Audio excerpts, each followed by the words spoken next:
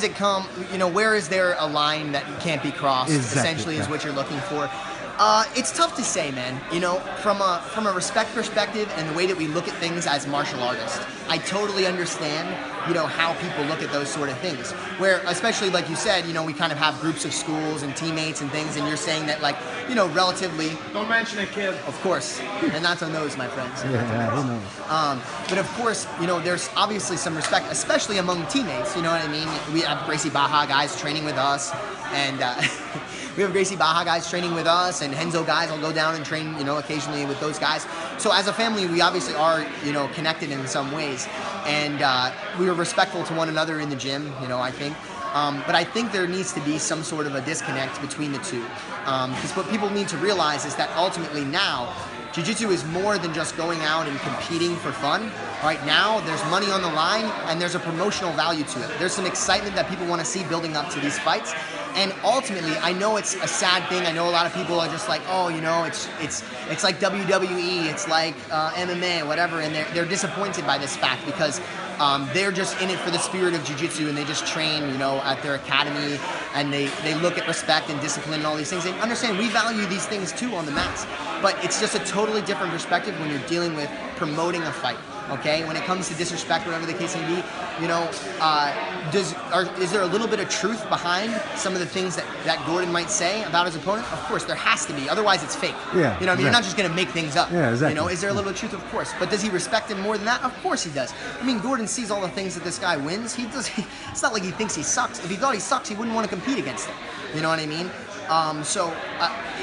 Of course, I get what people are saying with, oh, you're crossing the line, you're talking too much shit, this, that, and the other thing. There's always going to be people out there that say that. There's going to be people that are offended, and it is what it is. Everybody takes a little bit of a different approach. I believe that there's room for being respectful and a little bit of shit talking, having fun, creating some drama, creating a storyline.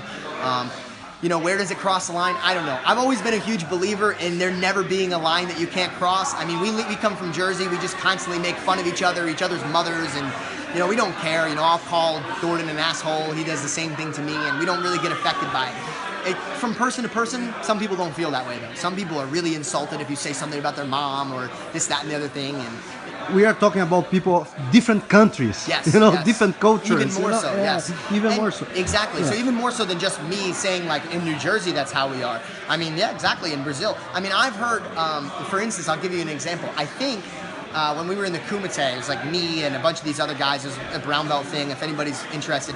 I think at one point, AJ called one of the Brazilian guys that was like reffing or something. He called him like a motherfucker. But in Portuguese, however he said it, is like much more offensive than me saying that to somebody in English.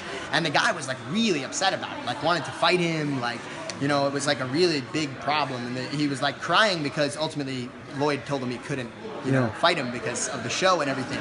So he was so frustrated and angry that he couldn't do anything about the insult, But that was the first time I ever saw somebody react like that to like that kind of an insult. To me, it's no big deal, but to somebody else, especially like you said, a different culture, a different country, maybe it's like a huge deal, and it's something that you can't say. So I understand, I understand that, and I take the risk in the pursuit of making jiu-jitsu more exciting, more professional, and something more people want to watch. In other words, the buzz is more important, right? Ultimately, yes. Yeah. Not on the mats when we're training. That's different. You know what I mean? Do we mess with each other on the mat? Sure. But what I'm saying is, would I talk shit to Felipe like that if he came to Henzo's? Probably not. Yeah. Why would I? You know what I mean? It's a friendly encounter. He's coming there to train. I would never, why would I do that? It's completely different. I feel they're two different realms. One, I'm trying to create, something for a match that people want to see. Remember, like, we look at things from a perspective of, we do jiu-jitsu and we want to see a technical match. We're thinking about the technique of jiu-jitsu. There are people now that are watching jiu-jitsu and MMA that know nothing about jiu-jitsu and MMA, or very little. So the technique and the moves and all those things are only a small piece of what they see.